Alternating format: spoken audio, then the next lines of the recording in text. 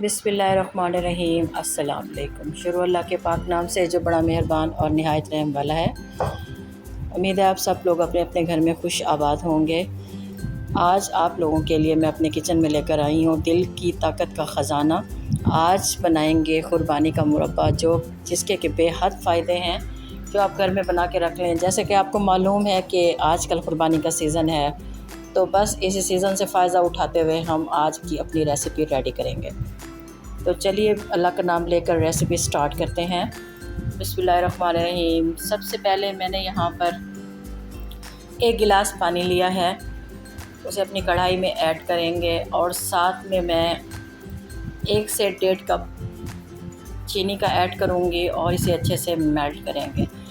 एक तार की चाशनी हम रेडी करेंगे, इससे गाढ़ा हमने रेडी नहीं करना। तो दूसरी तरफ मेरे पास बेहतरीन सी बड़ी बड़ी सी खुबानियाँ हैं, जिसके मैंने बीज रिमूव कर दिए हैं और इन्हें अच्छे से काट लिया है। यहाँ पर ध्यान रहे आपकी खुबानियाँ ज़्यादा नरम नहीं होनी चाहिए और गली हुई भी नहीं होनी चाहिए, थोड़ी सी हार्ड होनी चाहिए। तो इसी तरह से सारे बीज मैंने रिमूव कर लिए हैं, यहाँ रिमूव होकर मेरे पास आ चुके हैं। तो इन्हें अपने शीरे में ऐड करेंगे। शीरा थोड़ा सा गाढ़ा हो गया था, तब मैंने इसे ऐड किया है। खुबानियाँ नरम होती हैं, इसीलिए इसे ज़्यादा कुक करने की ज़रूरत नहीं है। बस जैसे ही एक तार का शीरा रेडी हो तो आप इसे तैयार कर लें और अपने फ्लेम को बंद कर लें। यहाँ पे माशाल्लाह अल्हम्दुलिल्लाह मेरी खुबानियों का मुरब्बा रेडी हो चुका है। इसे मैंने खूब ठंडा किया है।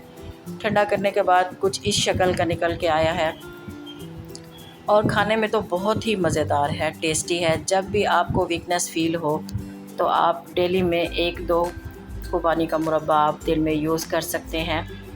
ये बहुत ज़्यादा फ़ायदेमंद है। उम्मीद है मेरी आज की शेयरिंग आपको पसंद आई होगी। पसंद आई हो तो अपने फैमिली मेम्बर्स के साथ, अपने फ्रेंड्स के साथ शेयर कर दें।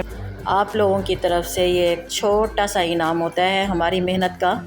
तो चलिए नेक्स्ट रेसिपी के साथ, न्यू डे न्यू रेसिपी। अल्लाह ताला हम सब का हामी और नासिर हो। Thanks for watching. अल्लाह हाफ़िज़।